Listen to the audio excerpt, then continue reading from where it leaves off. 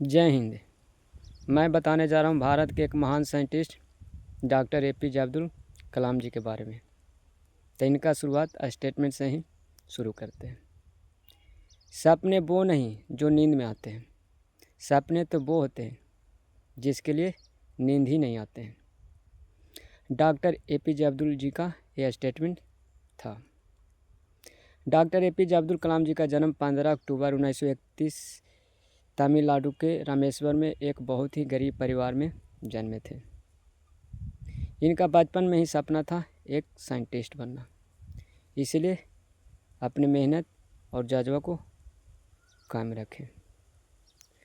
तो घर का स्थिति बहुत ख़राब होने के कारण इन्होंने पेपर बेचने का ख्याल मन में ले आए। पेपर बेचने के लिए उन्होंने करीब 4:30 बजे उठ जाते थे और पेपर बेचने के लिए चल देते थे। पेपर बेचना पढ़ाई करना, पेपर बेचना पढ़ाई करना उनके लिए बहुत आसान कार्य था। क्यों?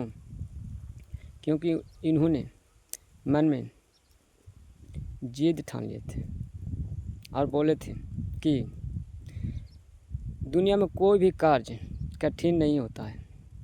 अगर मन में सोच लेंगे कि वो कार्य कठिन है तो मेरे लिए कठिन होगा, अगर मन में सोच लेंगे कि वो कार्य मेरे लिए आसान है तो आसान होगा। तो इसलिए अपनी जज्बा को कायम रखें, हम बारीकी ढंग से कार्य किए। चलिए अब बताते हैं इनका कैरियर और शिक्षा के बारे में। इनका शिक्षा मद्रास इंस्टीट्यूट ऑफ टेक्नोलॉजी से एरोनॉटिकल इंजीनियरिंग की पढ़ाई की। जब पढ़ाई का कार्य पूरा हो गए तो इनको DRDA और इसरो जैसी संस्था में वैज्ञानिक कार्य करने का संभालने के लिए मिले।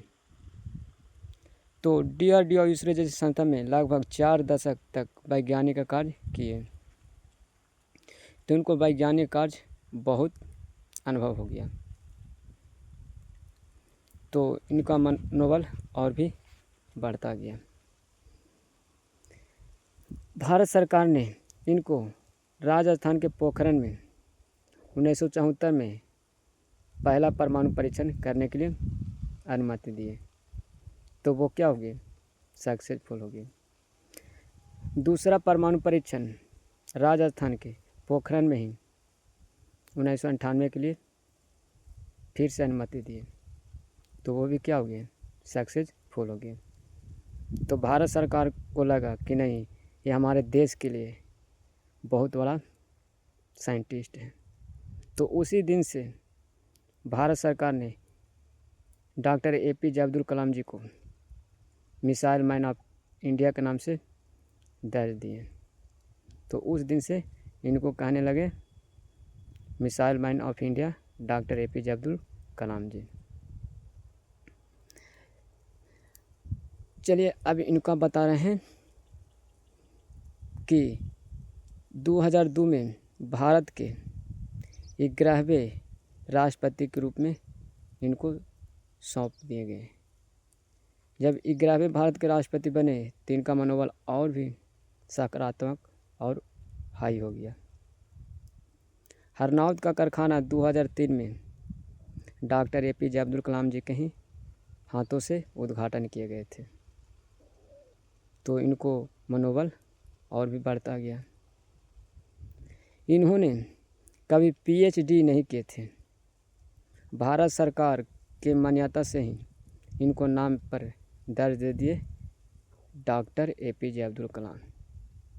क्योंकि PhD कोई व्यक्ति करते हैं तब उनके नाम के पहले डॉक्टर लगता है, लेकिन इतना बड़ा ये महान साइंटिस्ट थे तो भारत सरकार ने इनको नाम दर्ज दे दिए डॉक्टर APJ अब्दुल कलाम।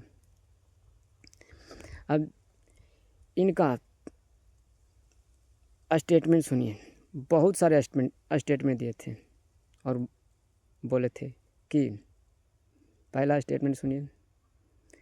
बोले थे कि जिस दिन आपका सिग्नेचर ऑटोग्राफ में बदल जाए तो समझ लीजिए आप कामयाब हो गए। बहुत सारा स्टेटमेंट दिए थे और बोले थे कि सूरज की तरह चमकना है तो पहले सूरज की तरह तपना होगा। ये दूसरा स्टेटमेंट उनका थे। बहुत सारा स्टेटमेंट दिए थे और आज भी प्रेजेंट में देखने को बहुत सारा मिलते हैं। अब इनका निधन के बारे में बताते हैं। इनका निधन मेघालय के शिलांग में छात्रों के बीच लेक्चर दे रहे थे तो इनका दिल का दौरा होने के कारण निधन हो गया। इनका अंतिम संस्कार तमिलनाडु के रामेश्वर में किए गए। उनको अपने ही धर्म से यानी मुस्लिम धर्म से ही किए गए। जब अंत यानी कि संस्कार हो गए। इनका मृत्यु कब हुए? 2015 में। जिस दिन जब इनका निधन हो गया तो भारत सरकार पूरा शोक में था, पूरा इंडिया शोक में था। और बोले थे भारत सरकार कि हमारे देश का सबसे बड़ा साइंटिस्ट का निधन हो गया और इनका नाम हमेशा के लिए अमर रहेंगे। चलिए नेक्स्ट वीडियो मिलेंगे। थैंक यू, धन्यवाद।